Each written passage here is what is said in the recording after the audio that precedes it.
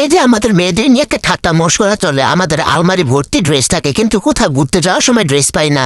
হ্যাঁ ভাই, ঘটনাটা সত্য, কিন্তু কেন পাই না তার একটা গাণিতিক ব্যাখ্যা আজকে আপনাদের দেব, খুব মনোযোগ দিয়ে শুনবেন। কিন্তু আমাদের আলমারি 20% ড্রেস খুব ঝাঁকানাকা, মানে এটা কোনো বিয়ে বা ঝাঁকানাকা কোনো অনুষ্ঠান ছাড়া পরা যাবে না। এ কালে ভাদ্রে যদি একটা অনুষ্ঠান পাই তখন পরা হবে আর কি। আলমারি 35% ড্রেস আমাদের হয় না, কিন্তু রেখে দিচ্ছি, কারণ কি এটা আমাদের মোটিভেশন যোগায়। কোনো এককালে আমরা স্লিম হব, তারপরে এই ড্রেস পরবো। আলমারি 25% ড্রেস এগুলা ব্যাক ডেটেড, এগুলা এখন চলে না, কিন্তু রেখে দিছি, কারণ কি পৃথিবী গোল, ওই যে ঘুরে ফিরে আবার সেই ফ্যাশন আসবে।